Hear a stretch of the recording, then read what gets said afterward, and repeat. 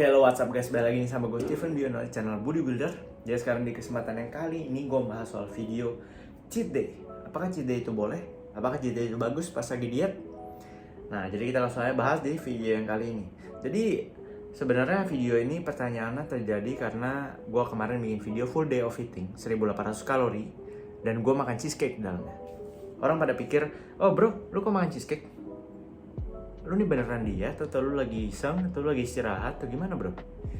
Nah, jadi untuk teman-teman yang nanya seperti itu, gua lagi diet ya.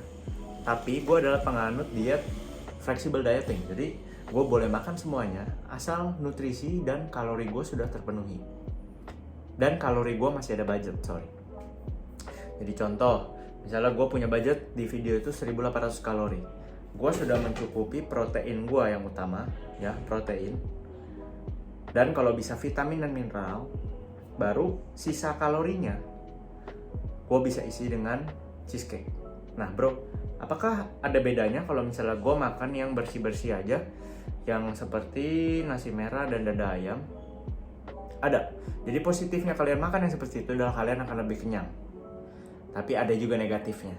Negatifnya kalian mungkin akan kangen dengan makanan-makanan kesukaan kalian, yang menjadikan kalian pas ketemu Sabtu Minggu kalian gak tahan diri dan kalian akhirnya kalap, menyebabkan kalian malah, oh seandainya lu suka sama pizza, lu gak makan pizza selama misal 2 minggu, lu nunggu cheat day-nya.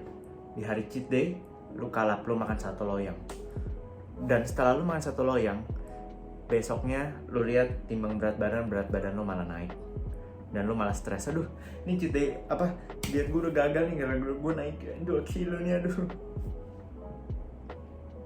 Itulah yang gue mau hindari, karena itu gue masih menyelipkan makanan-makanan kesukaan gue di setiap harinya. Jadi gue bisa makan kapan aja, dan gue menghindari kalap itu sendiri.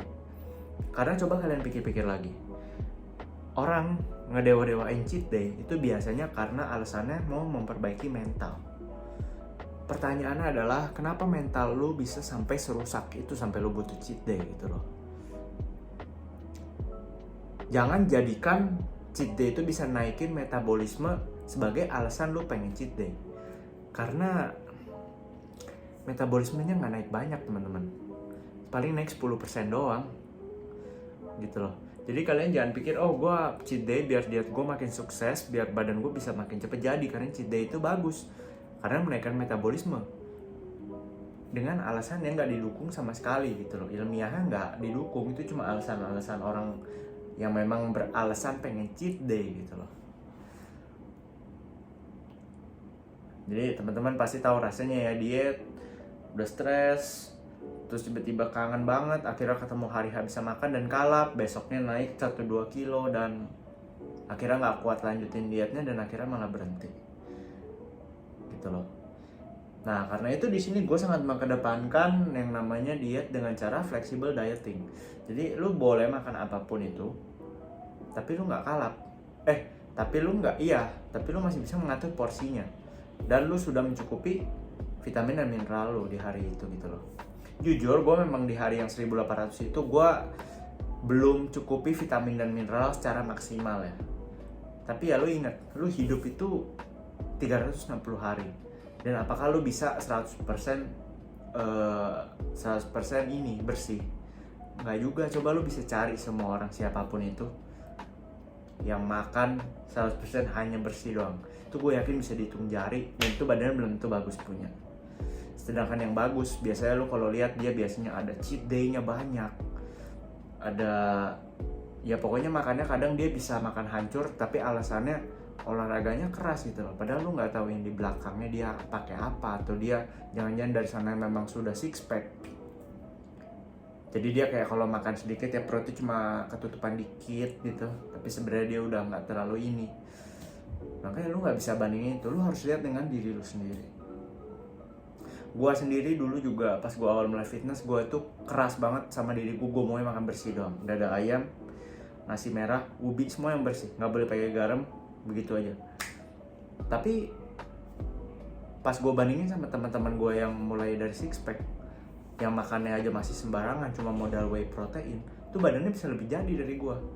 kita ngomong kasar, latihannya dua-duanya sama-sama keras ya.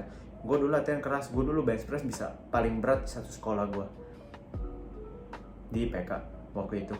Tapi ya tetap aja, maksudnya hasilnya tuh tetap mereka yang punya genetik lebih kering, ya mereka akan kelihatan lebih jadi gitu loh, karena mereka lemaknya dikit, sedangkan gue mulai dari skinny fat dan mereka banyak cheat day-nya. Tapi kenapa gue ikutin cara gaya mereka cheat day gue nggak jadi? Kenapa gue makan bersih lebih keras dari mereka, badan gue tetap masih belum bisa ngalahin mereka? Karena tetap perbedaan lemak itu akan menutupi.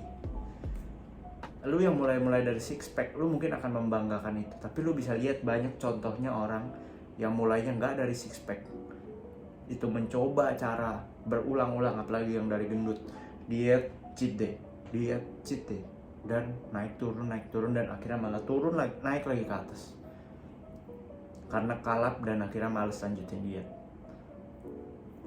Jadi sekarang gua tanya, apakah itu benar-benar memperbaiki mental atau malah merusak mental? Coba gitu loh. Karena itu gue di sini lebih mengedepankan cara makan, pola makan yang fleksibel.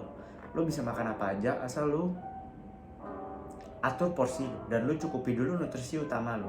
Buat gue yang paling utama adalah protein. Karena itu gue cukupin banget protein gue. Yang lain-lainnya protein dulu, vitamin dan mineral dulu, serat, dan juga baru sisanya makanan yang gue sukai. Ada beberapa hari dimana gue gak terlalu mengedepankan vitamin dan mineral, tapi ya tetap di hari-hari biasa gue akan mengutamakan untuk kesehatan gue maksimal. Tapi sekarang kita ngomong ya, kalau misalnya lu benar-benar makan 100% sehat dan lu makan yang rada-rada masih jorok kayak gue yang makan cheesecake begitu, apakah hasilnya akan sama? Pastinya beda. Karena apa? Yang mencukupi vitamin mineral lebih, itu badannya akan lebih bisa bekerja lebih maksimal karena organ-organnya vitaminnya tercukupi. Nah, tapi pertanyaannya, kalau seandainya nih lu makan seperti itu, tapi lu sininya terganggu, akhirnya lu stop diet, apakah lu akan jadi maksimal? Enggak juga. Dan sebenarnya apakah hasilnya berbeda jauh? Enggak. Jadi bedanya hanya akan hitungan persen, dan lu hanya akan bisa lihat itu jangka panjang.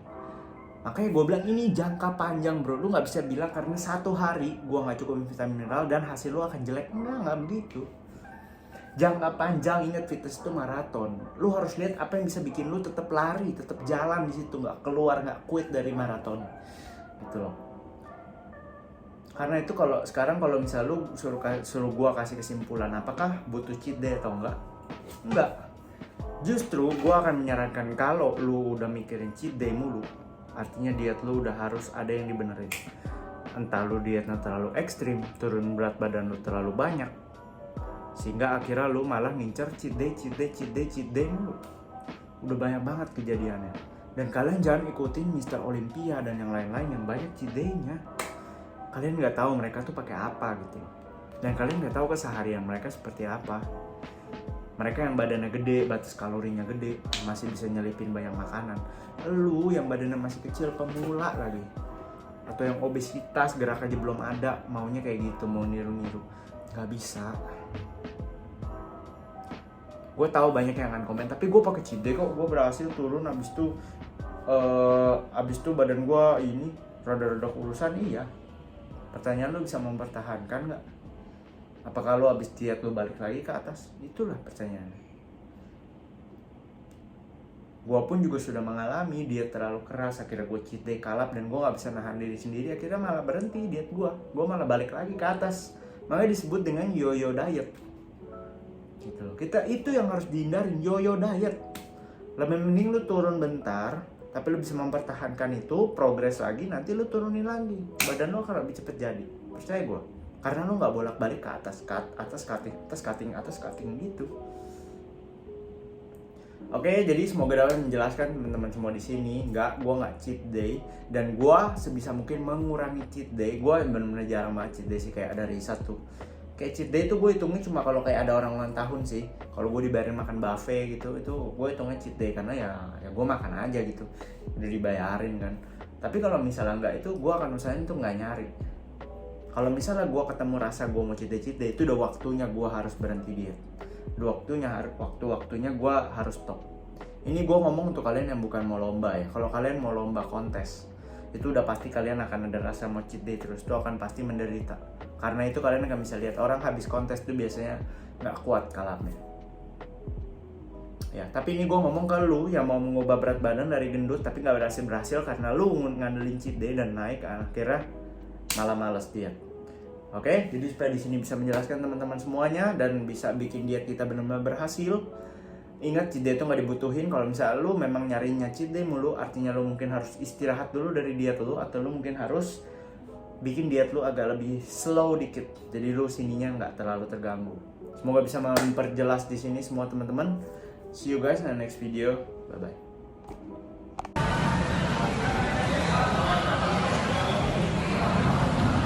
Done!